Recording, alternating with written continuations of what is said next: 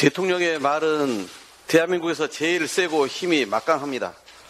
그런데 윤석열 대통령은 민생이법인 쌀값 정상화법에 1호 거부권을 행사하면서 농가 소득을 높이려는 정부의 목표에 반하고 농업인과 농촌 발전에 도움이 되지 않는 전형적인 포퓰리즘 법안이라 말했습니다. 대통령 말대로라면 농민들이 환영해야 할 텐데 정작 거부권이 행사되자마자 농민들이 들고 일어났습니다. 이 정부가 농업과 식량 주권을 포기했다.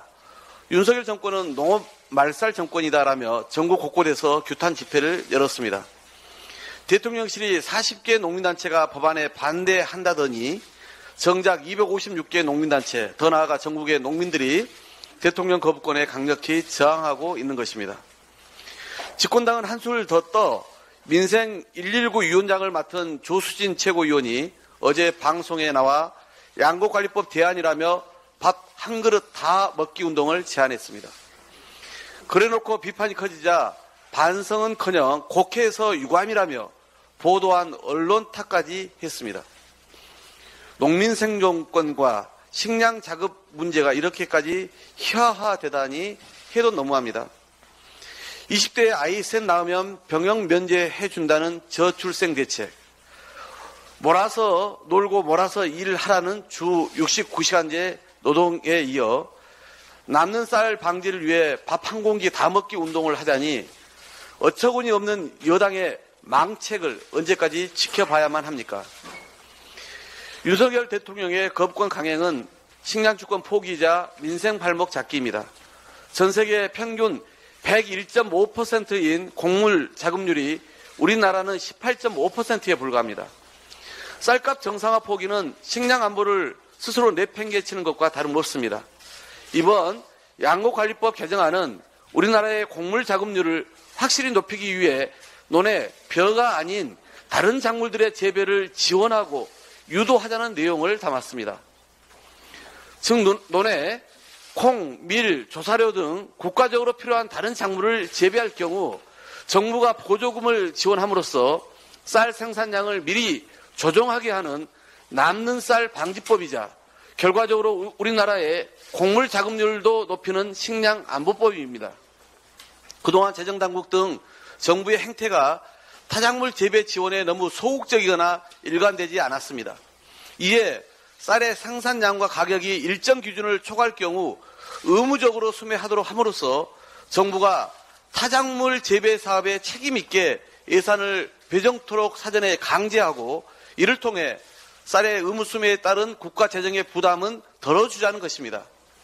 그러면서도 만약 쌀 생산 면적이 증가하면 정부가 의무 매입을 하지 않을 수 있도록 조항까지 포함시켜서 정부의 우려도 불식시킨 법안입니다.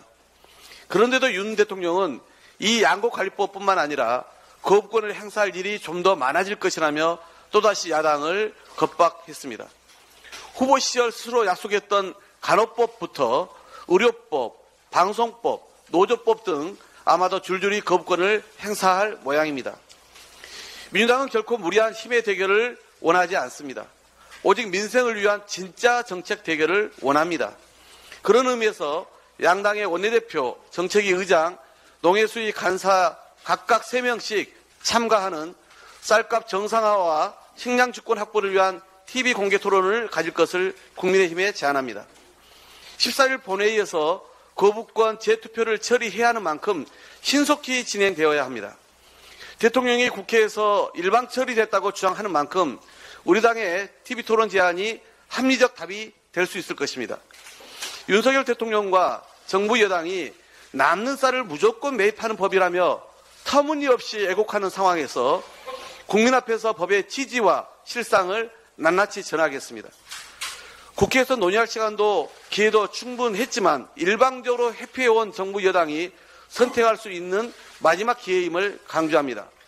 만약 여당은 민주당과의 공개적인 정책 토론조차 회피한다면 거부권 재투표에서 최소한의 정치적 양심이라도 국민의힘이 지켜야 할 것입니다. 이번마저 해바라기 정당에 머무는 채 용산 줄내기만 반복하려 한다면 국민 인내는 한계치를 넘어설 것임을 명심하기 바랍니다. 민의의 정당이 국회는 국민 뜻을 대신하는 곳이고 국민 다수는 양특검법 추진을 요구해 왔습니다. 하지만 국민의힘과 정의당은 김건희 여사 특검법은 상정하지 않고 두 당이 합의해 50억 클럽 특검법만 상정했습니다. 검찰의 자의적, 선택적 부실 수사로 인한 국민적 공분은 너무나 큰 상황입니다. 국회법에 따라 김건희 여사 특검을 포함한 양 특검법 모두 법사위의 회부에 심사해야 합니다.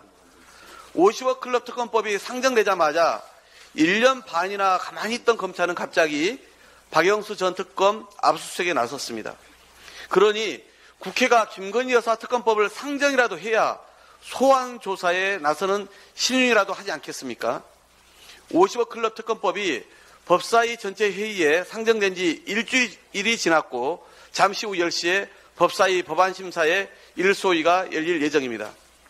하지만 국민의힘은 소위 심사를 위한 일정 협의에도 일절 응하지 않고 있습니다. 입법과 정책을 논의하고자 매번 뒷공문이 쫓아다니는 것은 민주당인 야당이고 이를 무시하며 회피로 일관하는 것은 집권 여당인 국민의힘입니다. 이번 역시 예외가 아닙니다. 이 시간까지 소위 참석 여부조차 밝히지 않는 국민의힘 행태는 결국 특검법 무산을 위한 시간 끌기임에 분명합니다. 민주당은 국민과 함께 국민의힘 법사위원들의 소위 심사 태도와 입장을 분명히 주시하겠습니다.